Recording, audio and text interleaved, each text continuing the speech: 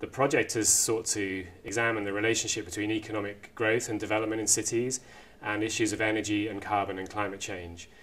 And especially it's sought to see what can cities do about those issues in ways which also protect, enhance, develop their economies. So the key question is there a business case for major scale investments in improving energy use, in reducing carbon footprints at a city scale?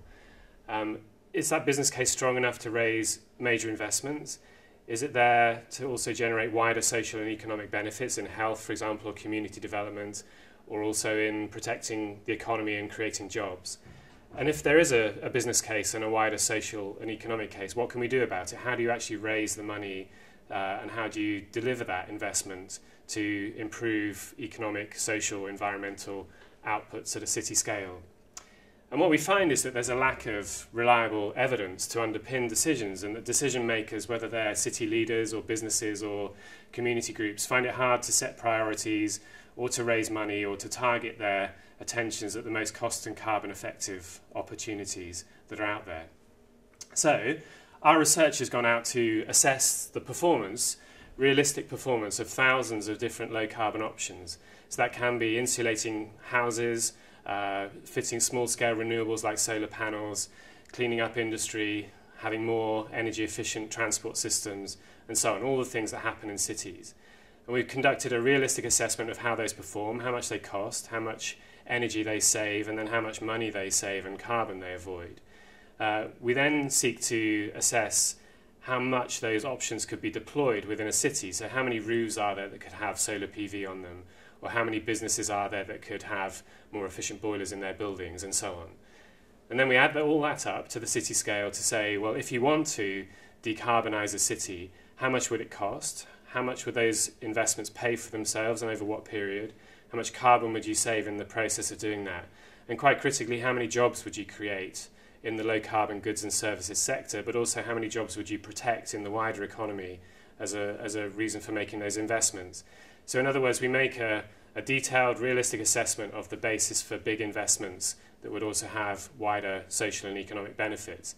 And in doing that, we empower city leaders and businesses and everybody else with an interest in this to do more, to raise big investments, to invest, to accelerate and intensify their efforts on energy and carbon. As the first case study, we do this for the city region of Leeds. Leeds has a population of around 3 million. And what we find is that about 10% of all the money that's earned in the Leeds city region leaks out of the local economy every year through payment of its energy bill.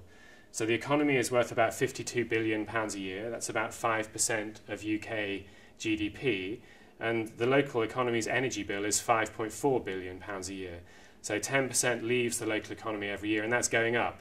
It's projected even conservatively to go up by 35% in the next 10 years. So the city will have major challenges in paying its energy bill if it doesn't have them already. What we then find, though, is if you just wanted to exploit all the profitable stuff, all the profitable opportunities to reduce energy bills through energy efficiency investments and so on. So what we then find is that the city has an opportunity to raise £4.9 billion of investment, which would enable it to exploit just the profitable opportunities to reduce its energy bill. And that investment would pay for itself in just over 4 years and would save the city £1.2 billion a year from its energy bill.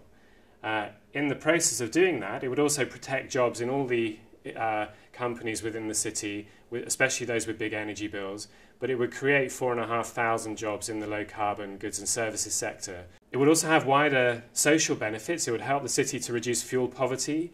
That would reduce its healthcare costs.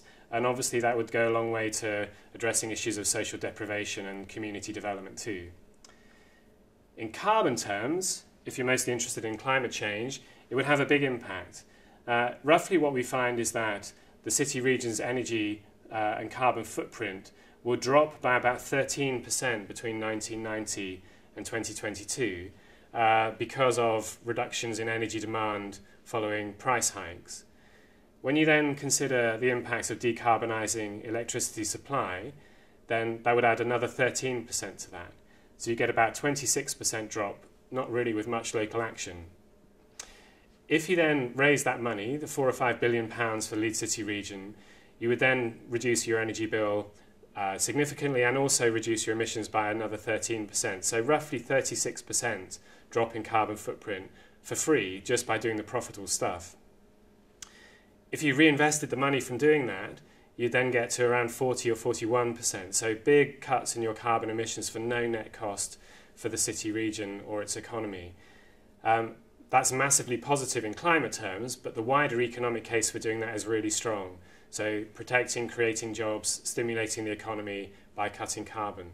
On top of that, we provide league tables of all the most cost and carbon effective things that could be done. So if you want to do this, you can prioritize, you can pick the best things from a range of perspectives that need to be done, and you can invest in those. And then we work on how you actually do that. So how do you raise the billions of pounds of investment that a city would need to cut its energy bill?